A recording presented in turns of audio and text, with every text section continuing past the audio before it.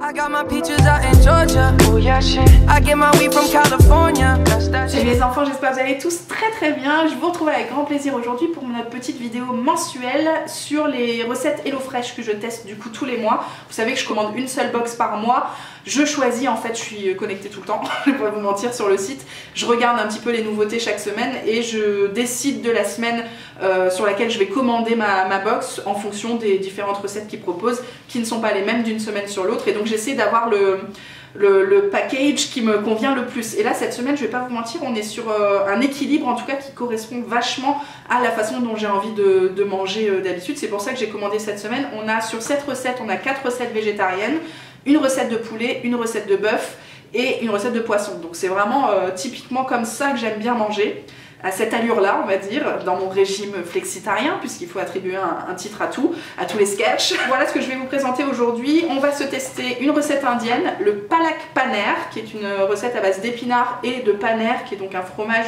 Physiquement, il ressemble à la feta, mais je sais pas si en goût ça donne la même chose, on va voir ça ensemble. J'ai pris les pâtes au pesto avec des champignons, ça c'est une recette que je prends souvent. Alors celle-ci exactement, je ne crois pas l'avoir testée. Je l'ai sélectionnée pour essayer le pesto de champignons. J'espérais pouvoir le faire moi-même, mais d'après ce que je vois dans la liste des ingrédients, visiblement il est déjà tout prêt. C'est dommage. C'est une recette facile du quotidien pour moi à midi ou pour nous le soir quand on n'a pas le temps. C'est encore une fois rapido, on aime beaucoup. J'ai pris une recette de pizza sur Parnan parce que la dernière fois qu'on avait testé on avait beaucoup aimé. Donc cette fois-ci c'est la version avec du chèvre et des oignons confits, des oignons rouges, ça va être trop bon.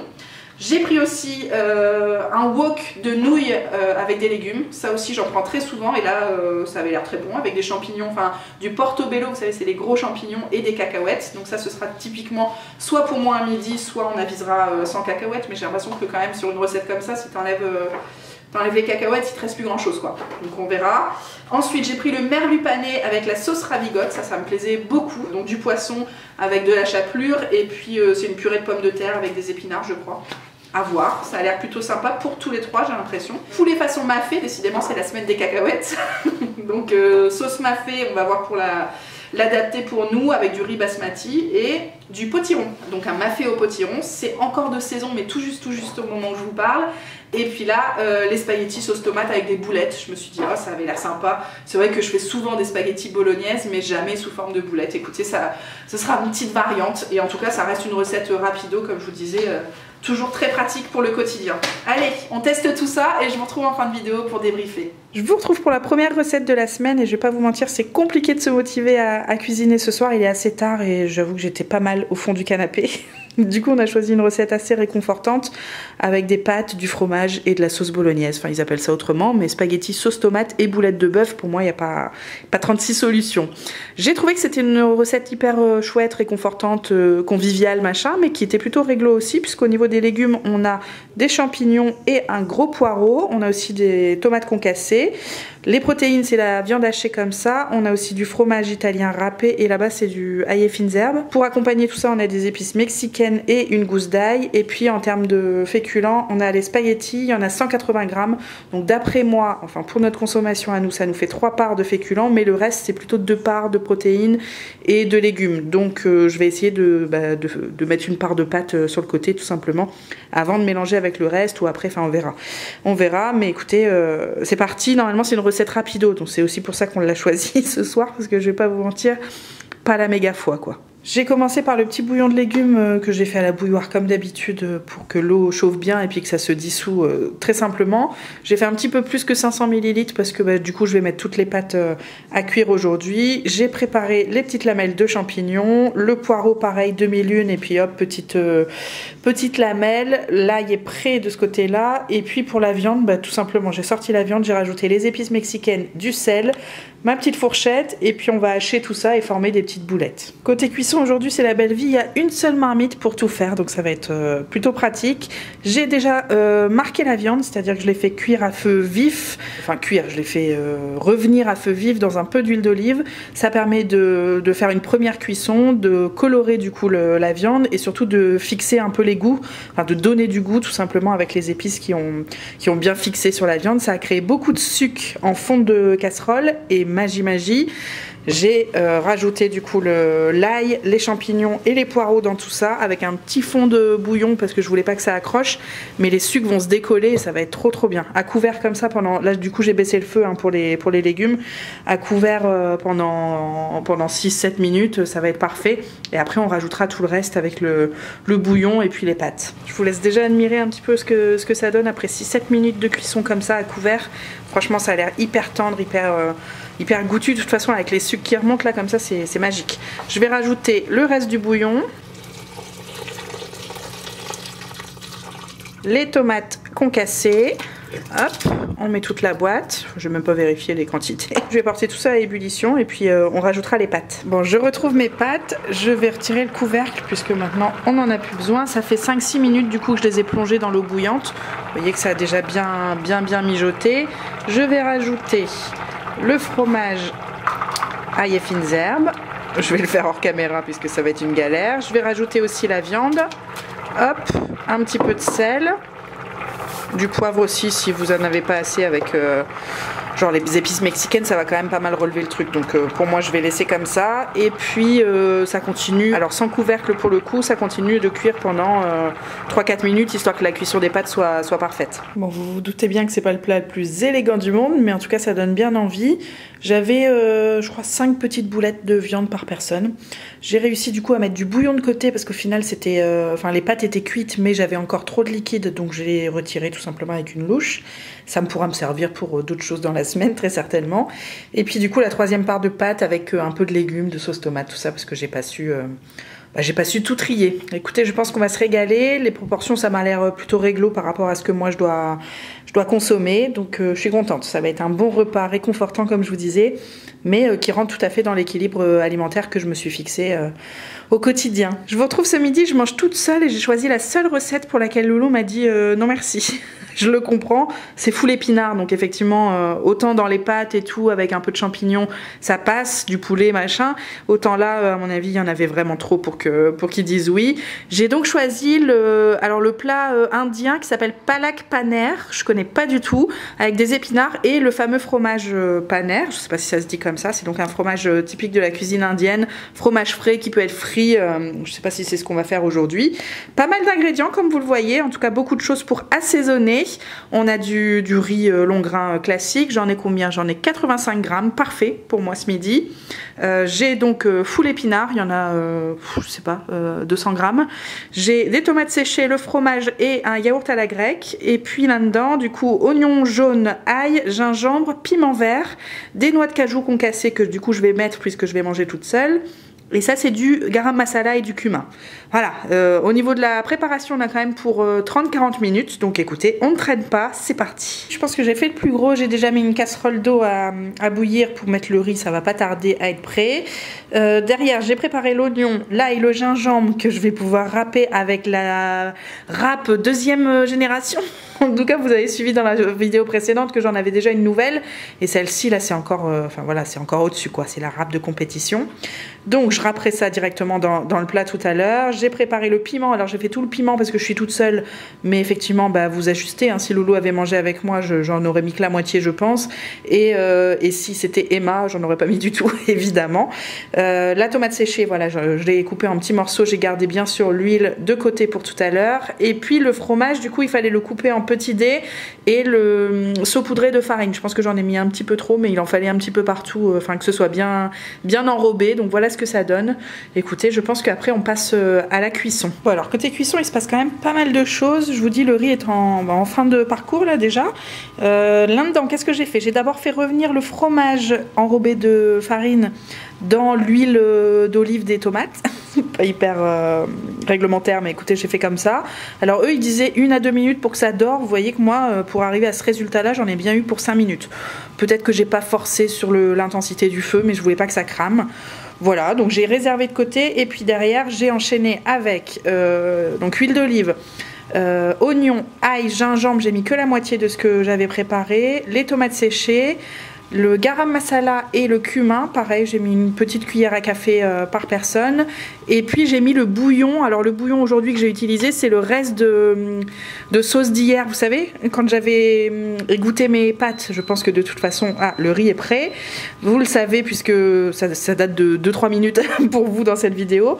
Donc voilà, j'ai encore une fois pas très réglementaire, mais j'ai une petite sauce tomate pour me servir de bouillon. Voilà, alors le riz c'est good. La sauce comme ça là avec la tomate, ça a l'air super bon, c'est prêt aussi. Là je suis en train de faire cuire les épinards, enfin pré-cuire rapidement dans de l'eau bouillante. Après on va faire une petite crème avec les noix de cajou et le yaourt à la grecque, je vous montrerai ça.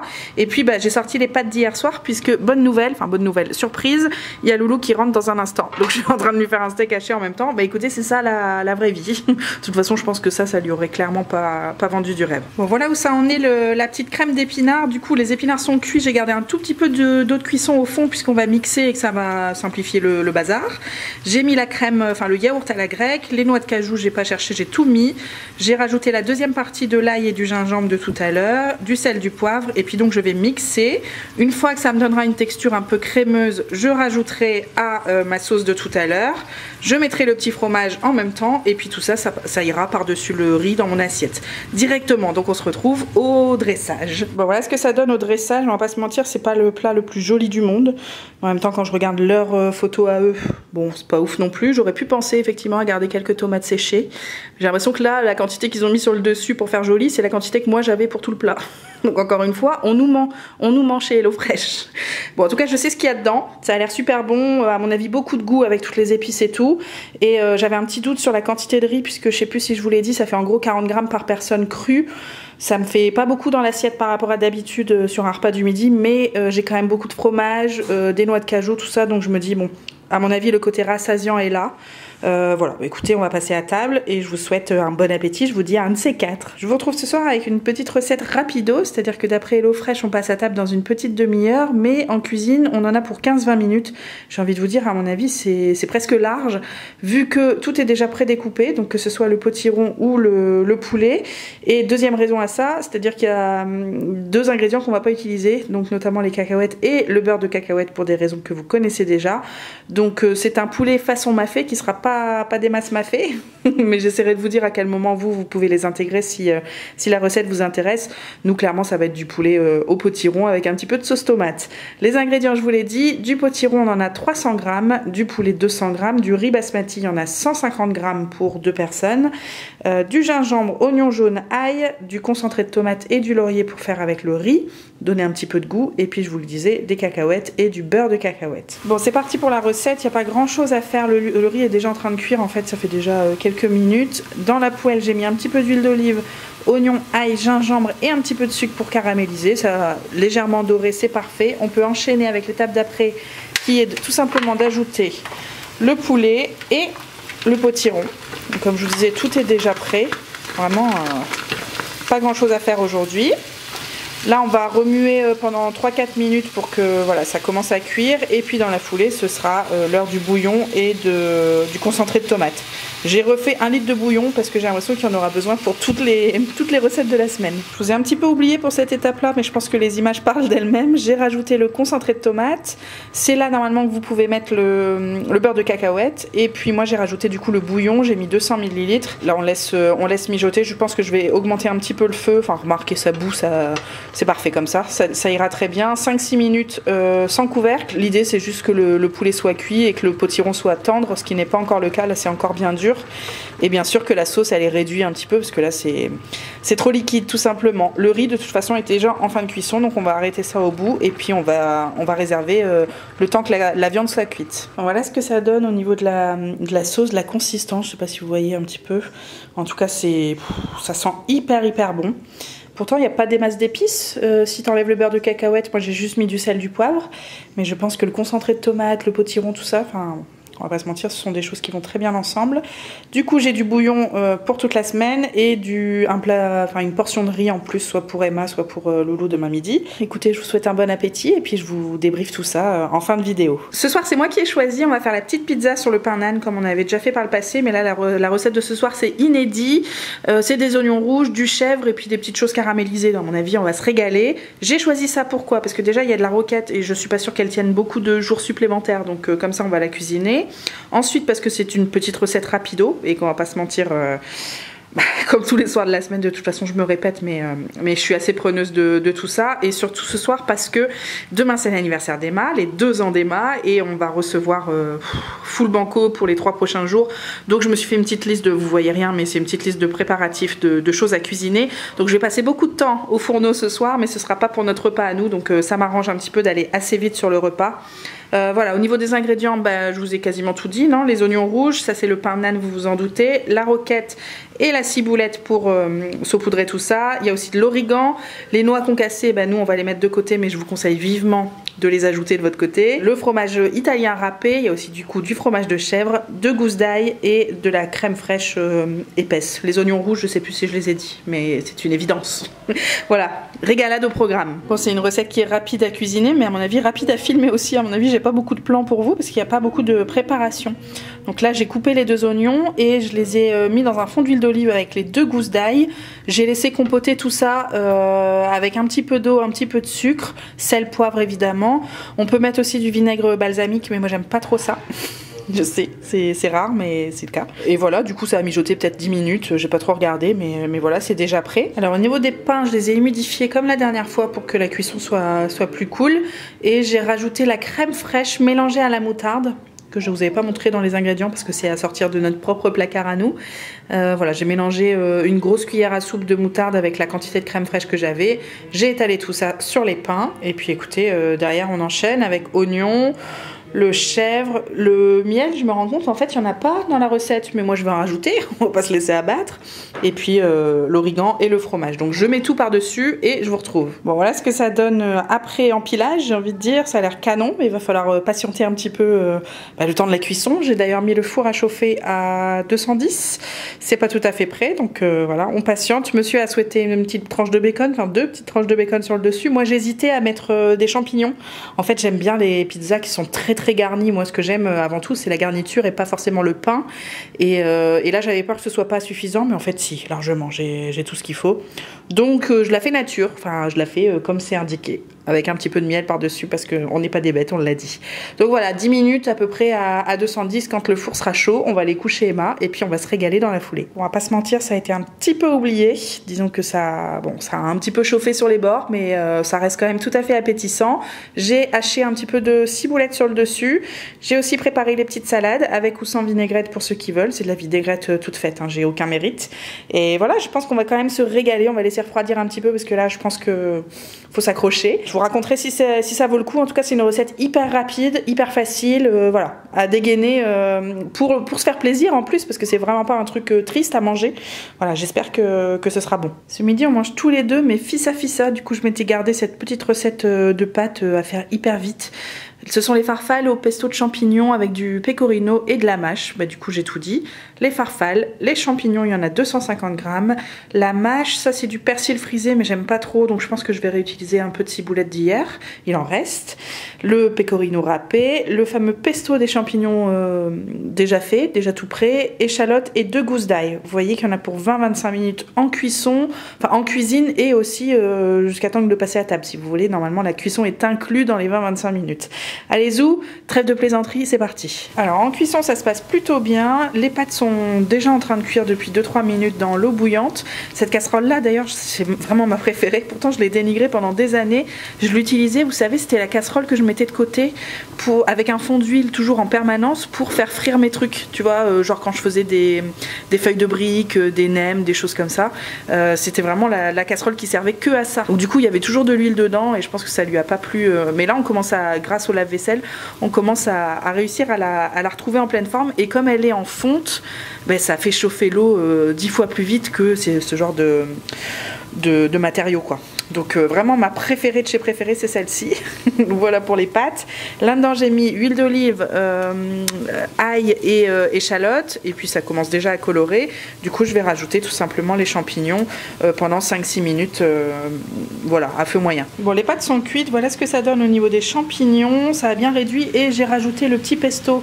Sauf que ce que j'avais pas vu à la base, c'est qu'il y a des noix de cajou là-dedans, donc je vais pas pouvoir enfin Lolo va pas pouvoir en manger tout simplement. Donc rebelote le petit steak des familles de toute urgence. Voilà ce que ça donne pour moi. Du coup je me suis mis la totalité des champignons, il y a quand même 250 grammes. Tout le pesto aussi, mais j'ai divisé les pâtes puisque du coup Lolo peut quand même en manger, j'avais pas encore mélangé. Je vais garder un petit peu de fromage sur le côté et donc sa viande qui est en train de cuire. En tout cas, moi je suis contente de mon choix. Écoutez, j'ai mangé des œufs exprès ce matin parce que je savais que j'avais pas de protéines ce midi, mais en fait j'avais un peu de noix de cajou. J'espère que ça fera pas trop en quantité sur la journée, même ne serait-ce que des féculents et des... Enfin bref, le pesto, tout ça, les matières grasses quoi. Allez zou, à table, vite fait, bien fait. Bon, je vous retrouve quelques jours plus tard après un week-end plutôt festif. On a fêté l'anniversaire d'Emma 3 fois. Donc je pense que le taux de sucre là il est bien, il est remonté pour l'année à venir. J'ai décidé du coup de dégainer la petite recette Calorie Smart. Alors c'est oui Calorie Smart, c'est parce que c'est des nouilles aux légumes tout simplement et je pense que ça va faire du bien pour mettre un petit peu remettre les compteurs à zéro en ce lundi midi. Je mange toute seule donc en plus il y a des cacahuètes, du beurre de cacahuètes. On va pouvoir tout mettre et se faire plaisir. Dans les légumes du coup il y a 2 portobello, 2 gros champignons. On a des oignons nouveaux et une grosse carotte. On a un énorme chou chinois. Alors ça c'est le genre de légumes que j'achète jamais parce que je pense très sincèrement que je serai la seule à en manger ici et là à mon avis ça va me faire la semaine quoi. Là il y a besoin de 250 grammes pour la recette du jour pour 2 personnes en sachant que là j'en ai au moins 1,5 kg donc vraiment je pense que je vais manger ça tous les jours. Donc les fameuses nouilles pareil j'ai 200 grammes, j'en ai besoin que de 100 donc c'est facile, c'est des petits palets comme ça donc je vais pouvoir facilement dégainer la quantité adaptée. Beurre de cacahuète, gingembre, cacahuètes, là on va faire full banco, huile de sésame et sauce soja. Voilà, il y en a pour 20-25 minutes, ça va être très rapide, il faut juste découper les légumes à mon avis. Bon, les préparatifs c'est good, du coup j'ai commencé par râper une petite carotte comme ça en lamelles. J'ai séparé le vert du blanc de 2 oignons nouveaux, le gingembre pareil j'ai gardé 2 bons centimètres. Ça c'est les champignons qui sont coupés en petits morceaux, ils ont quand même un petit peu souffert de la... ça fait 1 semaine que j'ai reçu le colis, donc on va bien les faire cuire, on verra bien, on va faire confiance à ses intestins tout simplement. Le chou chinois, voilà ce que j'en ai fait, je pense que j'ai découpé 1/3 à peu près au final du chou parce que tu retires la base qui est un peu dure quoi. Donc voilà, et puis ça c'est le petit seau pour les poules qui vont à mon avis se régaler cette semaine tellement j'ai de salade à consommer. Bon, tout au fond j'ai mis les nouilles dans l'eau bouillante, ça va cuire 2-3 minutes, ça va aller assez vite. Et puis là-dedans j'ai sorti à peu près tout, j'ai mis de l'huile de sésame au fond mais en fait je me suis souvenu en l'ouvrant que ça sentait mauvais et que c'était pas, enfin en tout cas que ça sentait fort, c'est pas que ça sent mauvais, c'est que ça sent fort et que c'est pas mon huile préférée donc j'aurais dû changer avec une autre huile, c'est pas grave, j'y ai pu penser. J'ai rajouté le chou, les carottes blancs, des oignons nouveaux et le gingembre. Là je vais mettre un petit peu d'eau si quelqu'un veut des restes des Smarties de ce week-end. Donc j'ai mis 100 ml d'eau pour 2 et puis ça va cuire pendant 4-5 minutes de ce côté là. Les légumes ont déjà bien mijoté, là je viens de rajouter le champignon donc pareil c'est reparti pour 3-4 minutes. De ce côté-là, du coup, les nouilles, c'est cuit. Je les ai rincées bien à l'eau froide pour stopper la cuisson et puis qu'elles ne collent pas entre elles. Et je suis en train de préparer la petite sauce. Donc, j'ai mis sauce soja, j'ai mis les 2 pots de beurre de cacahuète. Ça, c'est l'eau de cuisson des nouilles que j'ai gardée, donc à peu près une louche pour 2 personnes. Hop, je vais mélanger tout ça et je vais rajouter cette sauce aux légumes dans 3-4 minutes. Et puis, on laissera la sauce réduire pendant 1 ou 2 minutes encore. Enfin, vraiment, les chronos, c'est à peu près quoi. Tout dépend de comment vous aimez les légumes. Est-ce que vous les préférez un peu croquants? À mon avis là les carottes comme elles sont en petites lamelles ça va pas être très croquant mais le chou je sais pas trop comment ça se cuit tout ça, enfin bref. Donc on va mélanger tout ça et puis après on ajoutera les nouilles je pense et ce sera déjà prêt. Bon voilà ce que ça donne une fois mijoté, j'ai envie de dire une éternité parce que j'avais trop de liquide comme d'habitude. J'aime pas trop que ça fasse un effet soupe, vous le voyez un petit peu dans le fond du deuxième plat. Et pourtant, voilà, j'ai quand même encore un peu trop de sauce à mon goût, c'est pas grave, ça fait partie de la recette certainement. Donc j'ai fait mes 2 assiettes, il y en a une pour demain midi. J'espère que c'est bon parce qu'en fait j'ai carrément tout pour refaire ça. Alors je sais pas si je vais remanger ça dans la foulée, dans la semaine, ça dépend comment tient le chou chinois. Mais en vrai j'ai du chou, j'ai des champignons de Paris. peut-être une offense, j'ai envie de dire, à la cuisine asiatique, mais sinon j'ai des carottes, j'ai encore des oignons nouveaux, j'ai même des cacahuètes et du beurre de cacahuète de la recette précédente que j'avais pas utilisé avec Loulou. Enfin bref quoi, j'espère que c'est trop bon. Moi j'ai pas du tout l'habitude de ces saveurs asiatiques là en particulier, tous les trucs avec les cacahuètes forcément on évite ici, donc très contente de manger ça, même si l'effet soupe me plaît moyen. Écoutez, je vous raconterai. Mais je vous retrouve à peine quelques heures plus tard. Je vais déjà cuisiner la recette pour ce soir parce qu'il y a un petit couac au boulot. Enfin, la connexion au serveur ne fonctionne plus. Il y a un informaticien qui est là pour s'en occuper. Du coup, j'ai une petite heure devant moi. Je me suis dit, hop, je vais avancer tout ça. Et puis comme ça, ce soir, comme il fait beau toute la semaine, on va pouvoir profiter dehors. Et on mangera tous les trois ensuite. Tout sera déjà prêt, quoi. Donc la dernière recette de cette vidéo, c'est le merlu pané sauce ravigote. Je l'avais gardé en dernière recette parce que j'avais checké que le poisson était bon jusqu'à aujourd'hui encore, donc on est dans les temps. J'ai donc des pommes de terre à chair ferme, j'en ai 500 grammes, 250 grammes par personne, un gros poireau, ils m'ont pas mis le vert, donc j'aurai pas de quoi faire une petite soupe comme d'habitude. J'ai aussi des épinards, j'en ai un petit paquet, persil frisé, vous savez que c'est pas ma passion, je pense pas que je vais l'ajouter, de la chapelure, des lardons, et ça c'est la sauce ravigote. Je sais pas trop à base de quoi c'est, mais on regardera ensemble tout à l'heure si vous voulez. Alors par ici j'ai juste préparé les légumes, j'ai haché grossièrement les épinards. Pareil pour les poireaux que j'ai émincés en demi-lune et que j'ai aussi rincés parce qu'il y avait quand même pas mal de terre. Les pommes de terre sont épluchées et découpées comme ça en morceaux de taille, on va dire, à peu près égale. Puisque, deuxième étape, ça va partir dans l'eau bouillante par là, une fois qu'elle sera en train de bouillir. Et puis là, j'ai mis les lardons à revenir rapidement à sec. Ce sera la première étape, après on va les réserver, on va rajouter les légumes. Bon alors par ici les lardons sont cuits, je les ai bien dorés parce que c'est pas ce que je préfère en termes de gras, ça vous étonnera pas. J'ai lancé les pommes de terre, ça fait déjà 5 minutes et puis je pense que ça va. En fait la cuisson va pile poil coïncider avec la fin de ma fondue de poireaux, dans laquelle je vais rajouter dans un instant, enfin dans 5 minutes à peu près, je laisse encore bien réduire, j'ai rajouté du bouillon, tiens je vous l'ai pas dit. Je vous dis tout dans le désordre, donc au lieu, normalement tu es censé rajouter une noix de beurre. Après avoir mis les lardons de côté, tu rajoutes une noix de beurre pour mettre les poireaux. Sauf que évidemment les lardons ça rend du gras, donc moi j'ai estimé qu'il y avait suffisamment de gras dans le fond de la poêle. J'ai rajouté les poireaux et j'ai mis surtout du bouillon que j'avais déjà préparé, je crois qu'on en avait parlé en début de vidéo. Donc voilà, j'ai mis du bouillon plutôt que de la matière grasse et dans 5 minutes je rajouterai les épinards par-dessus tout ça. Et enfin, comme je vous disais, ça va correspondre à la fin de cuisson des pommes de terre à mon avis. Tout ça, ça va partir dans la purée. On fait une purée avec tout. Les lardons, les pommes de terre, les épinards et les poireaux. Je vous montrerai tout à l'heure. Bon, j'ai fait des bêtises, j'étais censée écraser les pommes de terre avant de rajouter le reste. Parce qu'évidemment, le presse-purée, il va pas faire grand-chose sur les lardons. C'est pas grave, je vais essayer de m'en sortir comme j'ai pu. Donc, pommes de terre... épinards, poireaux, lardons, sel, poivre. Voilà, j'ai pas mis en énorme quantité le sel, le poivre parce que j'espère que ce sera le repas aussi d'Emma ce soir. J'espère faire 3 assiettes avec ce mélange là.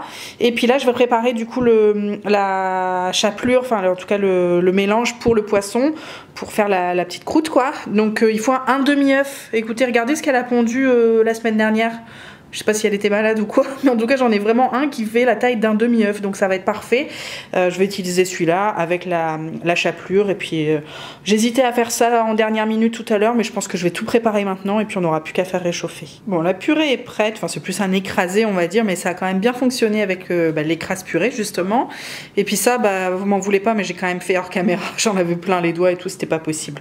Donc j'avais l'œuf battu dans celle-ci, la chapelure dans celui-là, et puis bien sûr on fait tremper donc le poisson côté chair, pas côté peau, dans l'œuf d'abord, puis dans la chapelure, et j'ai fait 2 tours puisque j'avais suffisamment pour faire 2 tours. Donc là on va faire cuire d'abord côté peau, puis côté chair, enfin côté chapelure, dans un fond d'huile, et puis après on va servir tout simplement. Pareil, je vous montre pas, mais je vous retrouve pour le dressage. Et ben voilà ce que ça donne nos petites assiettes pour ce soir. Je suis bien contente d'avoir cuisiné en avance.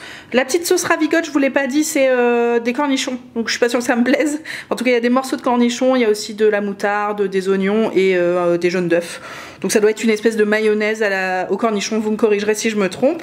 Comme d'habitude, grosse arnaque sur le poisson, parce que moi, évidemment, il s'est émietté, il s'est détaché dans tous les sens. Eux, ils ont une forme rectangulaire parfaite, bien dorée, homogène et tout. Bon, écoutez, je suis quand même contente, ça sent très bon, ça a l'air chouette. Je suis aussi contente de manger tous les trois, tu vois, d'avoir cuisiné en avance. Je vous souhaite un bon appétit et je vous retrouve pour conclure cette vidéo. Alors maintenant que je vous ai fait rêver avec toutes ces images, les enfants, on va débriefer parce que je pense qu'il y a matière à discuter avec toutes ces recettes que vous avez vues. Je vais commencer par les spaghettis bolo, enfin les spaghettis aussi avec les boulettes quoi, c'était vraiment trop bon. C'était trop bon mais équilibré à la fois, enfin vraiment typiquement c'est un plat qu'on mange toutes les semaines en variant du coup la texture de la viande si je puis dire, que ce soit en bolognaise, en boulette ou même sous forme de lasagne. Vraiment je vous invite à faire ça toutes les semaines, c'est trop bon. Ça fait repas de fête un peu. Et pour autant, là c'était hyper équilibré. Moi d'habitude je mets des carottes assez facilement dans ce type de sauce, alors que là ils avaient mis des champignons et des poireaux, ça marchait très bien, vraiment toutes les semaines, ça je confirme. Ensuite on a mangé les épinards, vous savez le plat indien avec le fromage. Alors la crème aux épinards c'est canon pour toute la famille, j'ai envie de dire, même pour Emma ça pourrait beaucoup lui plaire, sauf que là j'avais mis beaucoup de piment donc j'ai évité de faire des folies, mais à garder comme idée de crème avec les pâtes, avec le riz, ça fonctionne toujours très bien. Le fromage en lui-même je suis pas convaincue, enfin en termes de texture c'est intéressant parce que là on l'avait fait pané presque à la poêle, enfin rôtir ou je sais pas comment on peut dire, mais en termes de goût c'est pas ouf quoi, enfin c'est pas le fromage le plus prononcé évidemment quand on a l'habitude comme moi d'adorer les fromages français. Là t'es pas sur un truc de ouf, enfin, ça fait un peu le goût du fromage frais quoi, c'est pas le truc qui relève ton plat on va dire. Malgré tout ça c'était excellent et j'étais contente parce que typiquement c'est le genre de plat au resto indien que j'aurais jamais choisi par moi-même parce que je pars toujours sur autre chose quoi. Alors le poulet façon mafé, c'est vrai que je suis restée un peu sur ma faim, c'est dommage, j'aurais peut-être dû le faire soit pour moi un midi parce que là clairement sans les cacahuètes je pense que ça perdait un peu de son sens. Malgré tout c'était super bon, c'est facile, c'est vraiment de l'assemblage, du riz, des potirons, du poulet et puis hop on fait une petite sauce et pour l'équilibre alimentaire si vous faites attention à ça c'est vraiment facile et c'était super bon, c'est juste que je pense que ça aurait été meilleur avec des cacahuètes mais vraiment profitez-en chez vous. Le naan, je passe rapidement, c'était excellent, mais en même temps tous les ingrédients de cette recette sont excellents. Encore une fois on a mis les noix de côté mais je vous invite à les rajouter chez vous et puis peut-être à varier un peu les bases de pizza quoi. Moi je fais souvent une pâte à pizza maison. Le pain naan c'est parce que je pense pas en acheter ou en faire, si j'en fais ce serait pour le manger comme ça avec du fromage au milieu tu sais, mais pas forcément pour faire une pizza par dessus, mais peut-être ça m'a donné envie de faire des flammes cuches tu sais, sur une petite pâte feuilletée classique, acheté pour le coup dans le commerce parce que ça je sais pas les faire. Vraiment ça me donne envie de faire plus de tartes, on va dire ça comme ça. Ensuite le pesto, enfin les farfales au pesto, champignons des bois. Ça s'est mal goupillé, j'ai dû manger ça toute seule parce que j'avais pas fait gaffe que dans le pesto il y avait je sais plus quoi, des cacahuètes ou un truc comme ça.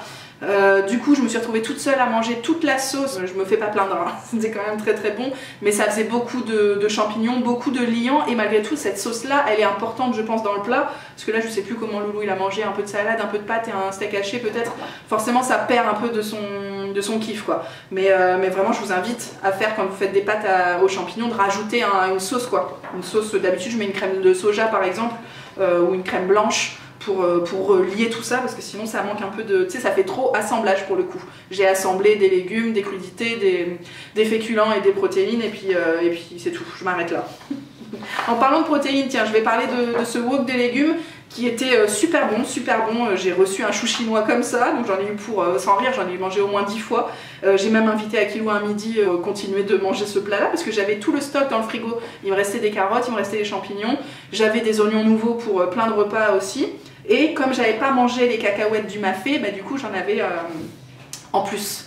Donc c'était super bon, malgré tout c'est super bon quand on mange une fois, c'est pas grave, mais là en fait j'avais pas de protéines dans ce plat là, donc de manger ça tous les midis pendant 10 jours, ben, je pense que mon équilibre alimentaire n'était plus là. Donc c'est bien une fois de temps en temps, mais pas tous les jours, ben, comme les farfales au pesto, hein.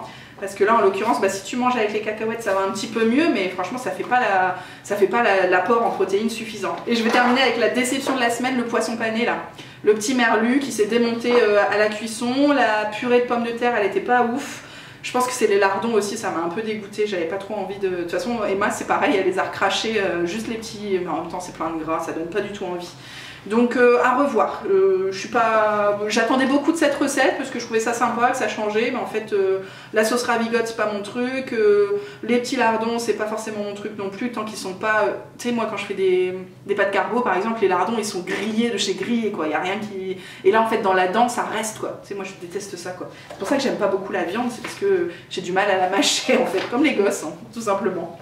Voilà ce qu'on en pense aujourd'hui. C'était une semaine full cacahuète. On a essayé de s'adapter en fonction de si on mangeait à deux ou pas sur ces repas-là. Mais c'est vrai que parfois, autant parfois ça s'enlève facilement, autant parfois ça a son vrai intérêt dans certaines recettes. Donc bah écoutez, j'espère que ça vous a plu, que ça vous donne envie de tester certaines choses chez vous.